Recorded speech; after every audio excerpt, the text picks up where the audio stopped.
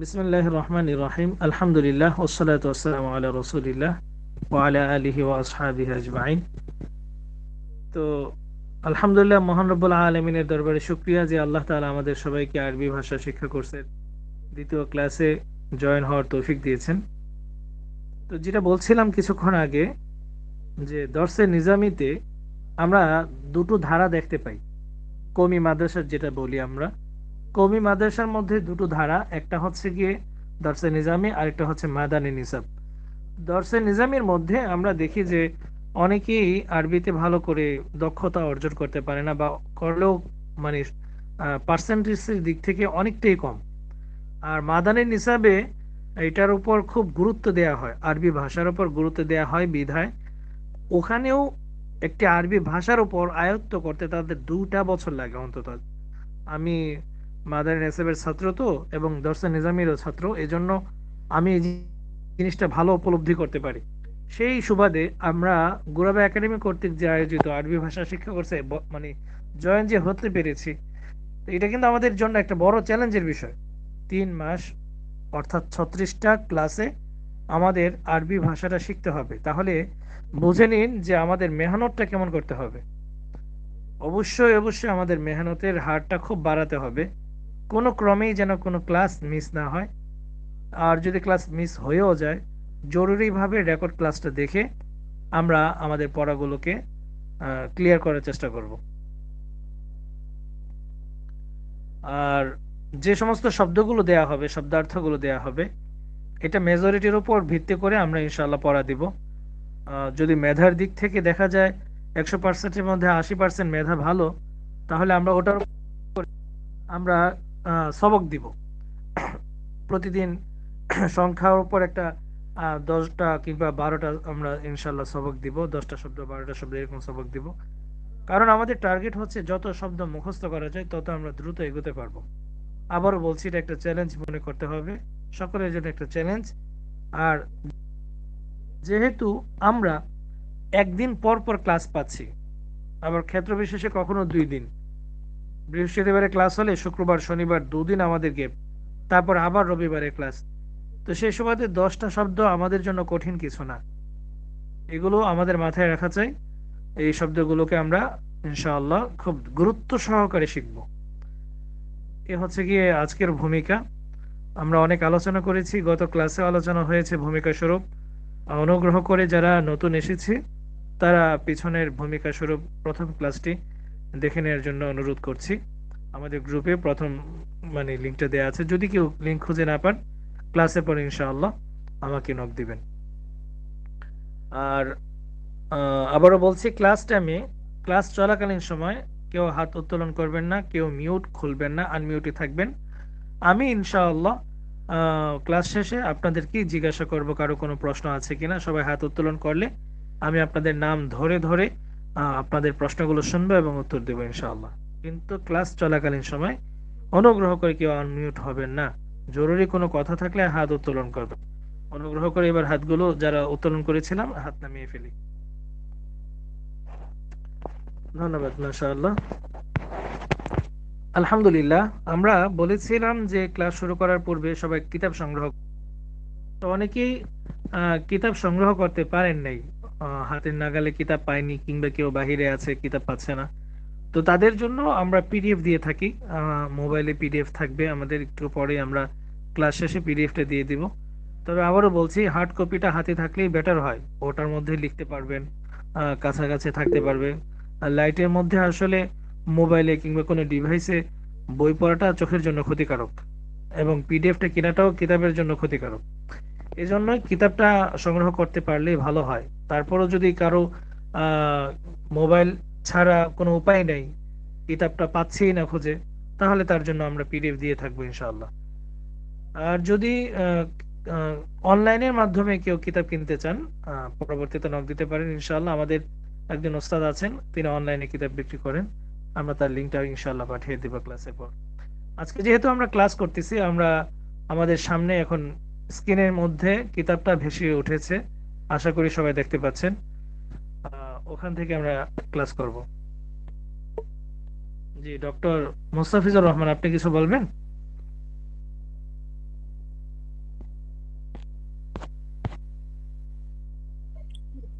জি না শায়েখ, কিছু বলবো না, তবে আমি এখানে প্রোগ্রামটা কেমন যেন আমার মনে হচ্ছে, সেই জন্য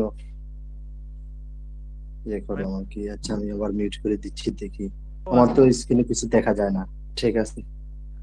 স্ক্রিন দেখতে পাচ্ছেন না? আচ্ছা, আমি স্ক্রিনটা আবার হাইড করে আবার শো করতেছি, ওয়েট।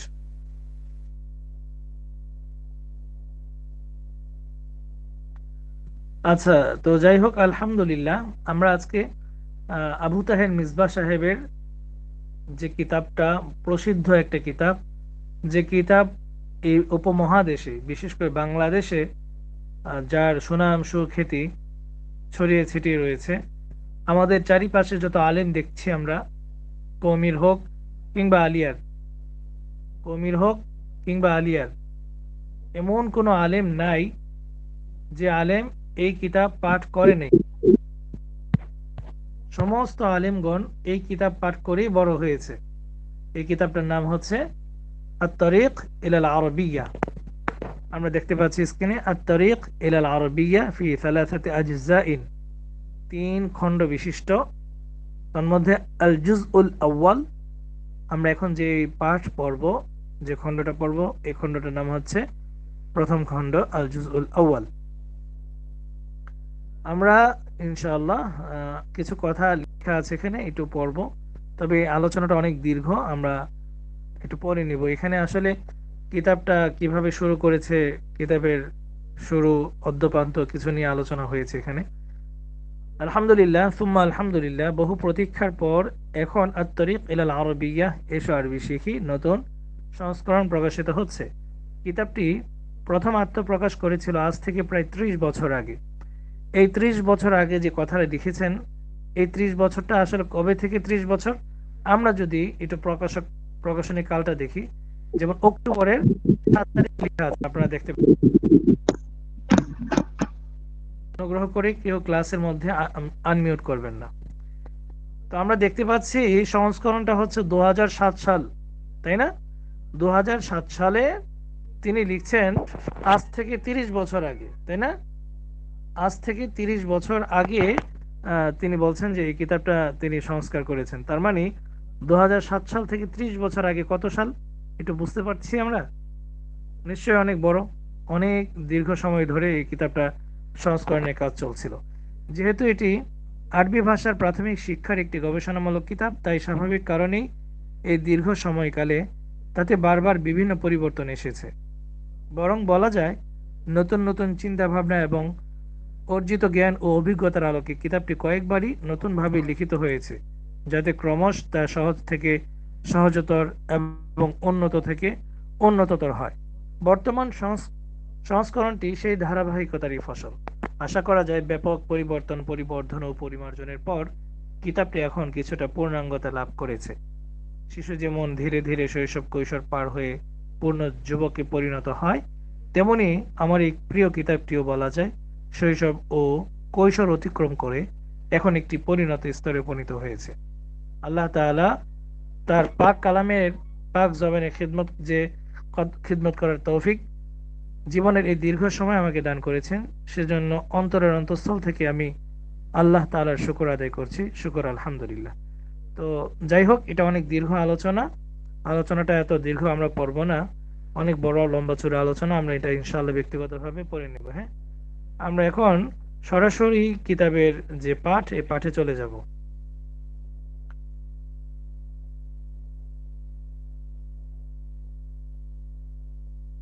অনেক দীর্ঘ আলোচনা।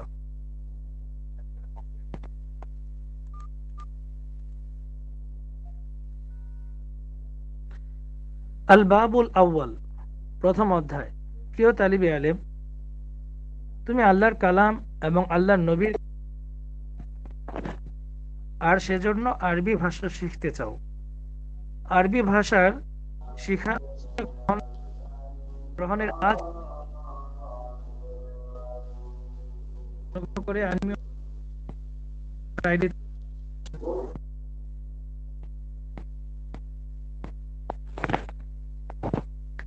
আজকের দিনটি তোমার জীবন থেকে চলে যাবে, আগামী দিনটিও। এভাবে এক এক করে বছরের প্রতিটি দিন তোমার জীবন থেকে হারিয়ে যাবে। তুমি যদি মেহনত করে লেখাপড়া করো তবু, যদি অলসতা ও অবহেলা করো তবু সময় চলেই যাবে, থাকবে শুধু তোমার মেহনতের সুফল। যে সময় চলে যাবে তা আর ফিরে আসবে না। সুতরাং জীবনের মহামূল্যবান সম্পদ সময় সম্পর্কে সাবধান হও। আজ থেকে আরবি ভাষা শিক্ষা করার মহান সাধনায় আত্মনিয়োগ করো এবং সময়ের সদ্ব্যবহার করো। আবারও বলছি, সময়ের সদ্ব্যবহার করো। সময় চলে যাবে, থাকবে শুধু তোমার মেহনতের সুফল। প্রতি বছর প্রথম দিন সবাইকে সতর্ক করি, এই কথাগুলো বারবার বলি, কিন্তু সবাই সতর্ক হয় না। সতর্কতায় অবহেলায় অনেকেই সময়ের অপচয় করে এবং ক্ষতিগ্রস্ত হয়। তুমি যেন এমন না হও, তুমি যেন সতর্ক হও। আল্লাহ তোমাকে তৌফিক দান করুন, আমিন। সকলেই মনে মনে আমিন বলি। আলহামদুলিল্লাহ, আমরা এখন সরাসরি আমাদের পাঠে চলে যাব। আদ-দারসুল আউয়াল, প্রথম পাঠ। দার্স শব্দের অর্থ হচ্ছে পাঠ, আউয়াল শব্দের অর্থ হচ্ছে প্রথম। এখানে আমরা কিছু শব্দার্থ দেখছি। কিতাবুন একটি বই, কলামুন একটি কলম, কুরসিয়ুন একটি চেয়ার, বাইতুন একটি ঘর, বাবুন একটি দরজা, মিসবাহুন একটি বাতি, জিদারুন একটি দেয়াল, সারিরুন একটি খাট। এখানে ৮টি শব্দ আছে। এই ৮টি শব্দের শব্দার্থ পাশে দেয়া আছে। এখন আমরা কিছু কথা বলবো এবং লিখব। আমি ক্লাসের শুরুতেই বলেছিলাম খাতা কলম নিয়ে যেন বসেন। তো খাতার পৃষ্ঠা খুলুন, আমি কিছু বলছি, একটু লিখুন।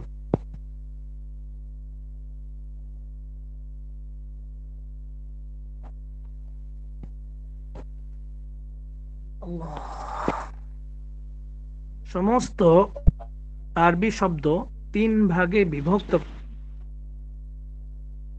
সমস্ত আরবি শব্দগুলোকে 3 ভাগে বিভক্ত করা হয়েছে।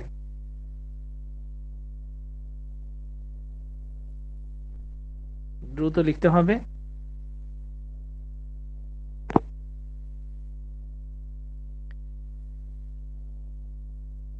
1, ইসিম। যারা আরবিতে লিখতে পারে আরবি লিখি, আর যারা আরবিতে না পারে অন্তত আপাতত বাংলায় লিখি। 1 নাম্বার হচ্ছে ইসিম, 2 নাম্বার হচ্ছে ফাইল, 3 নাম্বার হচ্ছে হরফ। আমি আবারও শুরু থেকে বলছি, সমস্ত আরবি শব্দগুলো 3 ভাগে বিভক্ত করা হয়। 1 ইসিম, 2 ফাইল, 3 হরফ। এবার 1 নাম্বারটাকে আবার নিয়ে আসি নিচে। এবার লিখি, ইসিম ওই কালেমাকে বলে বা ওই শব্দকে বলে যার মাঝে কোনো কাল পাওয়া যায় না। কাল মানে হচ্ছে অতীত, বর্তমান, ভবিষ্যৎ। অতীতের বা বর্তমানের বা ভবিষ্যতের কোনো কালই যার মাঝে খুঁজে পাওয়া যায় না।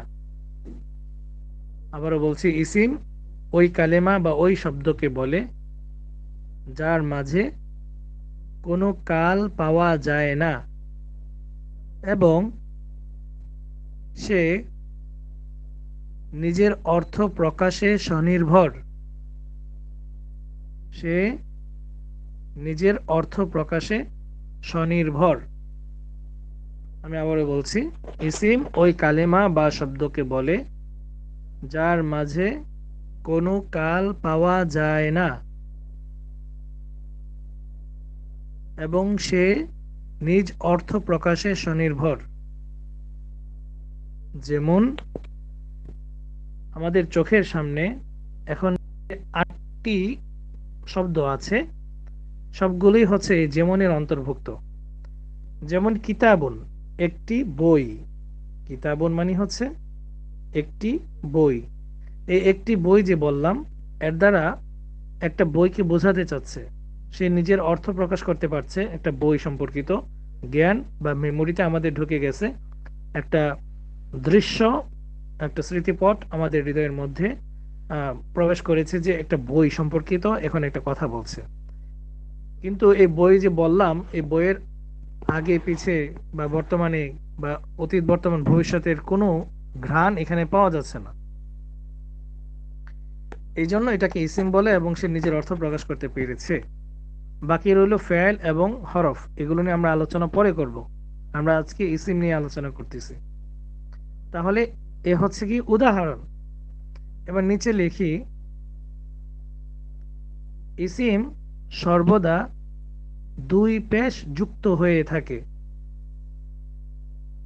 ইসিম সাধারণত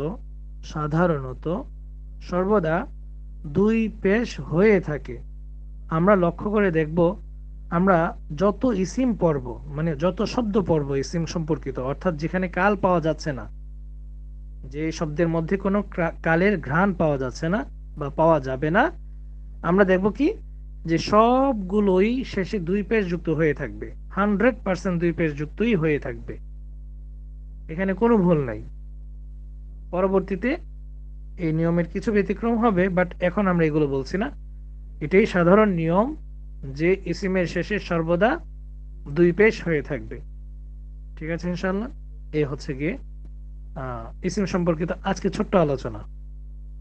এবার আমরা টেবিলের মধ্যে লক্ষ্য করি, টেবিলের মধ্যে কি লেখা আছে। 4টা শব্দ দেয়া আছে, উপরে দেয়া আছে ডান পাশে হাযা হাযিহি, এর অর্থ কি ইহা অথবা এটি।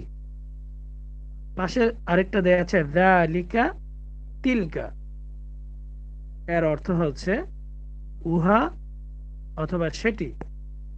অর্থাৎ কাছের কোনো জিনিসকে ইঙ্গিত করার জন্য হাযা হাযিহি বসে, দূরের কোনো বস্তু বা ব্যক্তির দিকে ইঙ্গিত করার জন্য যালিকা তিলকা বসে। আবার আমরা ডান দিকে ফিরে আসি।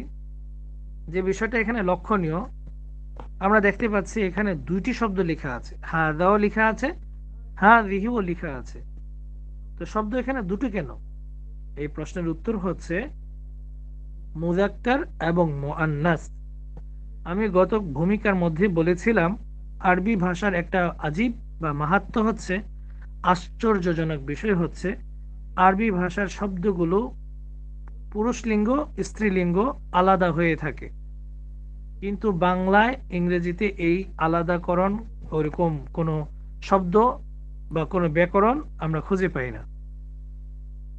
আপনি বাংলায় যদি বলেন এই বা ইহা, এক্ষেত্রে আপনি ইহাটা কি পুরুষের জন্য ব্যবহার করেছেন নাকি স্ত্রীর জন্য ব্যবহার করেছেন, এটা আরবিতে স্পষ্ট হয়। কিন্তু অন্য ক্ষেত্রে, অর্থাৎ অন্য ভাষার ক্ষেত্রে এগুলো স্পষ্ট হয় না। এজন্য হাযা হাযিহি আলাদা আলাদা ভাবে দুই শব্দ এসেছে কাছের কোনো বিষয় বোঝানোর জন্য। হাযা এটা হচ্ছে পুরুষের জন্য, হাযিহি এটা হচ্ছে মহিলার জন্য। এবার আরবিতে পুরুষ মহিলা কিভাবে বলবো আমরা একটু অনুগ্রহ করে এটা লিখে রাখি। মুযাক্কার বানানটা হচ্ছে আরবিতে যদি বলি মিম জাল কাফ র, একসাথে হবে মুযাক্কার, এর অর্থ হচ্ছে পুরুষ। আর স্ত্রী আরবিতে বলা হয় মুআন্নাস, মানে স্ত্রীলিঙ্গ যেটাকে বলি লিঙ্গের ক্ষেত্রে মুআন্নাস। মিম ওয়াও যুক্ত হামজা, অর্থাৎ ওয়াওয়ের উপর হামজা বসবে। মিম ওয়াও একসাথে হয়ে ওয়াওয়ের উপর হামজা বসবে, তারপরে নুন সা, আলিফ বা তা সা যেটা, এ সা বসবে। তাহলে মুযাক্কার মানে হচ্ছে পুংলিঙ্গ বা পুরুষলিঙ্গ, মুআন্নাস মানে হচ্ছে স্ত্রীলিঙ্গ। তো কাছের কোনো জিনিস বোঝানোর জন্য পুরুষের ক্ষেত্রে হাযা আর মহিলার ক্ষেত্রে হাযিহি, দূরের কোনো জিনিস বোঝানোর জন্য যালিকা পুরুষের জন্য আর স্ত্রীর জন্য তিলকা। এজন্যই এখানে আলাদা আলাদা করে দুটো শব্দ দিয়েছে। এবার নিচের দিকে আমরা তাকাই। হাযা কিতাবুন, ইহা একটি বই। যালিকা কলামুন, উহা একটি কলম। আমরা এখন দেখতে পাচ্ছি নিচের টেবিলের মধ্যে মুজাক্কার শব্দগুলোই উল্লেখ করেছে, মুআন্নাস ইসমুল ইশারা বা ইঙ্গিতবাচক শব্দ উল্লেখ করে নাই। ও এখানে আরেকটা বিষয় আমি বলি, এই যে উপরের যেগুলো ইঙ্গিতবাচক, এটাকে আরবিতে বলা হয় ইসমুল ইশারা, যার বাংলা অর্থ হচ্ছে ইঙ্গিতবাচক ইসিম। যেই শব্দ দ্বারা কোনো বস্তু বা কোনো ব্যক্তির দিকে ইঙ্গিত করা হয়, আরবিতে ওটাকে বলা হয় ইসমুল ইশারা। লিখে রাখুন, ইসমুল ইশারা। আমার ক্লাসের একটা ধরন বা বৈশিষ্ট্য হচ্ছে, আমরা প্রথমত কয়েকটা ক্লাসের মধ্যে নিয়ম, শব্দের সাথে সাথে আমরা কিছু ব্যাকরণ শিখাবো। শব্দের সাথে ব্যাকরণ শিখালে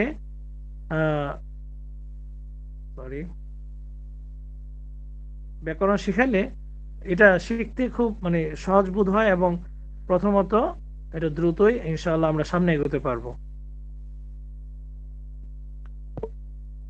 লিখেছেন সবাই? ইসমুল ইশারা, ইসমুল ইশারা এর অর্থ হচ্ছে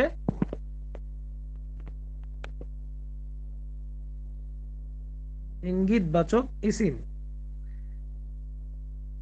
তাহলে ইসমুল ইশারা হাদা, হাদিহি, যালিকা, তিলকা, উভয়গুলোকে ইসমুল ইশারা বলা হয়। ঠিক আছে, আমরা এবার নিচে চলে যাই। আমরা দেখতে পাচ্ছি হাদা কিতাবুন, ইহা একটি বই। এখানে একটা লম্বা দাগ দিয়ে দূরের জিনিস বোঝানোর জন্য বলছে যালিকা কলামুন, উহা একটি কলম।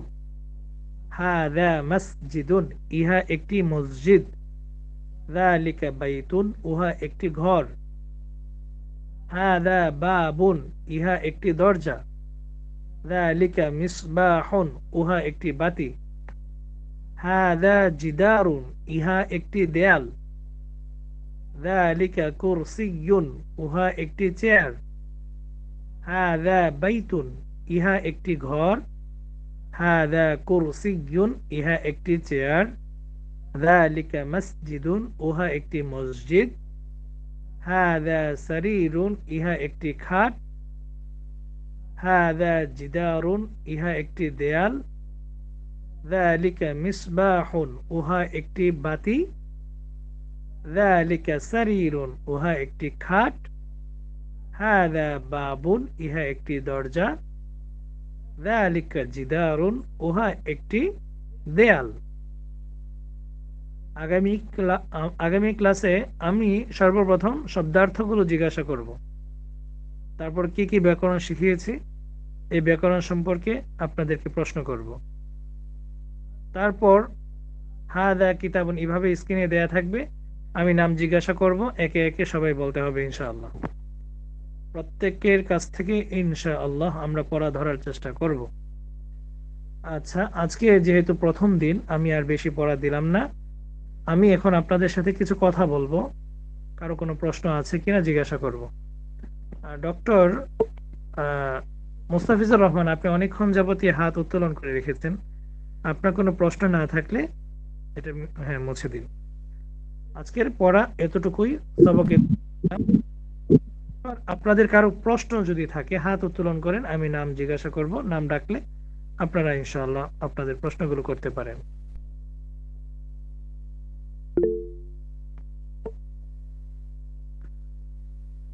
জি, আসাদুজ্জামান রিয়াদ, আসসালামু আলাইকুম। জি ওস্তাদ, আমার কোশ্চেনটা হচ্ছে, গতদিন 3টা বইয়ের কথা বলছিলেন, তার ভিতরে শেষের বইটার নামটা একটু ভুলে গেছি, ওটা একটু বলতেন দয়া করে। যে কথাটা বুঝিনি, 3টা বইয়ের কথা। জি, গতদিন হচ্ছে বই পরিচিতিতে 3টা বইয়ের কথা বলছিলেন।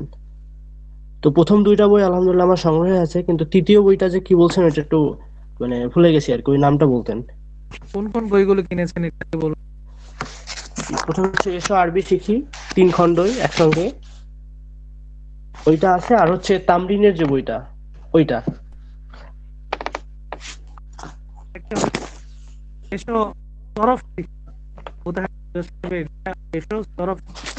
এটা আপনি আরো 10 দিনের মধ্যে বা 1 মাসের মধ্যে সংগ্রহ করলেই হবে। আমরা এটা এত দ্রুত পড়াচ্ছি না। আমাদের এশা আরবি শিখিটা অন্তত মানে 10 ক্লাস পর্যন্ত আপনারা ধীরে ধীরে সংগ্রহ এশা আরবি শিখিটা প্রয়োজন আর কি। জি জি, ওইটা আমার সঙ্গে আছে। জি ধন্যবাদ, আসসালামু আলাইকুম। আচ্ছা, মেয়েদের যে প্রশ্নগুলো আমরা ইনশাআল্লাহ ক্লাসের পরে আপনাদের মানে শুনবো। যারা মেয়ে আছেন এখানে তাদেরকে আমরা রেকর্ডের মধ্যে আনছি না, অনুগ্রহ করে আপনাদেরকে সময় দেওয়া হবে, আপনারা পরবর্তীতে আপনাদের প্রশ্নগুলো করবেন। ক্লাস শেষে আমরা গত ভূমিকাতে বলেছিলাম কি বলেছিলাম যে পুরুষদের জন্য আমরা রেকর্ডের মধ্যে ক্লাস শুনবো এবং তাদের কাছে প্রশ্ন থাকলে প্রশ্নের উত্তরগুলো দিব। রেকর্ড শেষ, পুরুষের যারা এখানে আছেন এটা হচ্ছেন তারা সবাই অনুগ্রহ করে ক্লাস থেকে লিভ নেবেন, রিমুভ হবেন। তারপর আমরা মেয়েরা যারা আছে, মহিলারা যারা আছে তাদের কাছ থেকে কোনো প্রকার রেকর্ড হবে না, তাদের কাছ থেকে তখন আমরা পড়া শুনবো, কোনো কোয়েশ্চেন থাকলে উত্তর দেবো ইনশাআল্লাহ। যে আপনাদের প্রশ্নগুলো থাকলে আপনারা পরবর্তীতে প্রশ্ন করবেন। জি তাওহিদ হাসান, আপনার প্রশ্ন করতে পারেন আপনি। আসসালামু আলাইকুম ওস্তাদ, শুনতে পাচ্ছেন? জি শুনতে পাচ্ছি। জি, আচ্ছা, ইসিম সর্বদা 2 পেশ পাওয়া যাবে ইসিমের শেষে, তো সেক্ষেত্রে 2 জবর বা 2 জেরও কি পাওয়া যেতে পারে নাকি শুধু সবসময় 2 পেশই থাকবে হুজুর? প্রথমত সাধারণত 2 পেশই হবে। তার পূর্বে যদি কোনো আমেল আসে, আমেল বলা হয় যে নাকি তার পূর্বে এসে বা আগে এসে তারপরে আমল করে, ওটা আসলে তখন অবশ্যই পরিবর্তন হবে, জের হবে, কখনো কখনো জবর হবে, কখনো সাকিনও হতে পারে। এটা এখন আপাতত বলছি না, ইনশাআল্লাহ পরবর্তীতে আপনারা শুনবেন ইনশাআল্লাহ। হ্যাঁ জি ইনশাআল্লাহ। হাসান, জি আপনার প্রশ্ন করুন। আসসালামু আলাইকুম। এই মানে কিছু কিছু হরফের উপর তো জবর জের পেশ কিছু নাই, এটার কি হবে, এটা বোঝার উপায় কি? কিছু কিছু হরফের উপর জবর পেশ নাই বলতে কোথায় পেয়েছেন এটা? যেমন কিতাবুনের মধ্যে তার উপর কোনো জবর জের পেশ কিছু নাই। আচ্ছা, আপনি হয়তোবা এটা বুঝতে ভুল করছেন। এটা 2 পেশ আছে ভাইয়া, এখানে 2 পেশ দেয়া আছে। আমরা একটু জুম করে নিই, এখানে 2 পেশ। আর এখানে যদি আরেকটা কথা আমি ক্লিয়ার করি, যদি 2 পেশ নাও থাকে, আমরা একটু আগে কি বলেছি, সমস্ত ইসিমের শেষে পেশ হবে। হাসান, আপনি আমাকে শুনতে পাচ্ছেন? হাসান জি জি।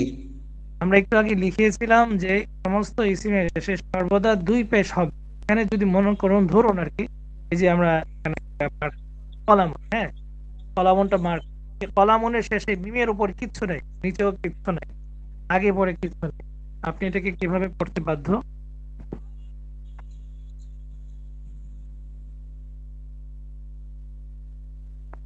আমার প্রশ্ন বোঝেননি না? হ্যালো, আপনি আমাকে শুনতে পাচ্ছেন? হাসান,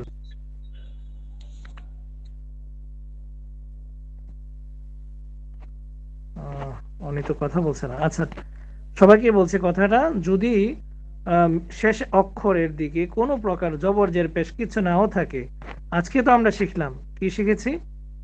আমরা শিখেছি যে শব্দের শেষে, ইসিমের শেষে সর্বদা কি হয়? 2 পেশ হয়, তাই না?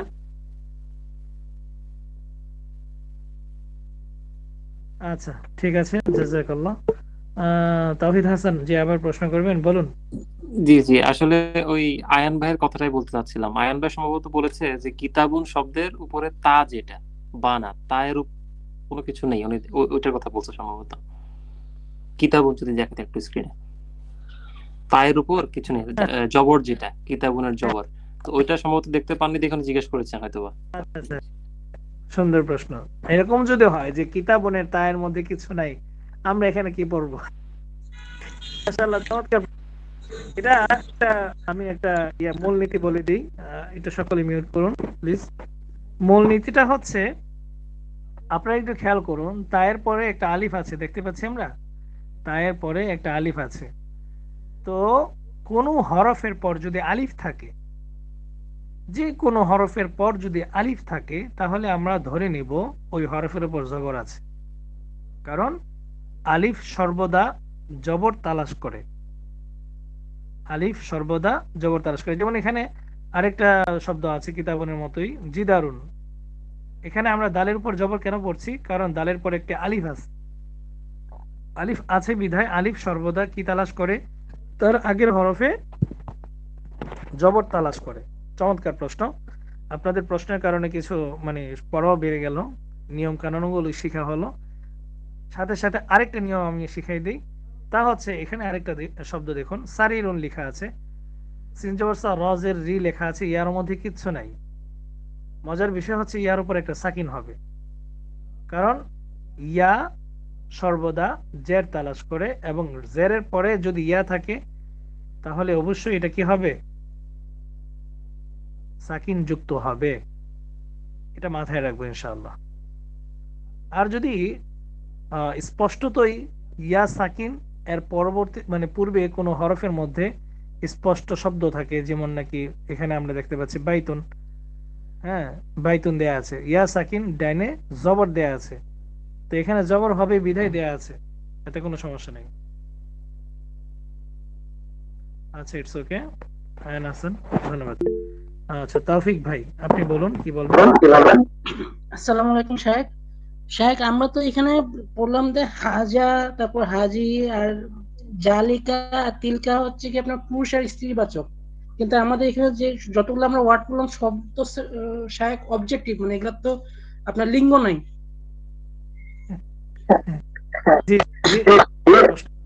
আমার হচ্ছে শাহেক, এটা প্রয়োগের ক্ষেত্রে যদি এখানে যদি প্রাণী কোনো শব্দ থাকতো, তখন যদি এটা পুরুষ অথবা স্ত্রীবাচক শব্দ দ্বারা আমরা বুঝতে পারবো যে এটা পুরুষ নাকি স্ত্রী। জি ধন্যবাদ, মাশাআল্লাহ। তৌফিক ভাই বলছেন যে আমরা কিভাবে বুঝবো কোন শব্দটা মুজাক্কার, কোন শব্দটা মুআন্নাস, কোন শব্দটা স্ত্রীবাচক, কোন শব্দটা পুরুষবাচক, এটা বোঝার উপায় কি? একটু ধীরস্থির, একটু ধৈর্য ধরুন, ইনশাআল্লাহ প্রথম ক্লাসে সব শিখে ফেলে হবে। আমরা পরবর্তী ক্লাসে ইনশাআল্লাহ মুজাক্কার মুআন্নাসের আলামত সম্পর্কিত কিছু আলোচনা করব।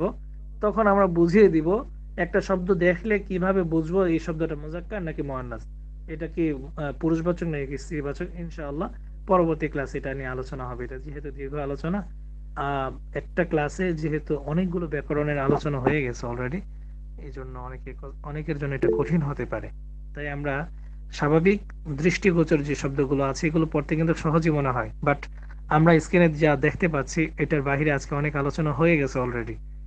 তো আমি আর মাথায় চাপ দিতে চাচ্ছি না, প্রেশার দিতে চাচ্ছি না, এতটুকুই থাকুক। ইনশাআল্লাহ আমরা প্রতিদিনই ক্লাসে ব্যাকরণ নিয়ে আলোচনা করব, ঠিক আছে ইনশাআল্লাহ। আর সবাই ধৈর্য নিয়ে থাকতে হবে।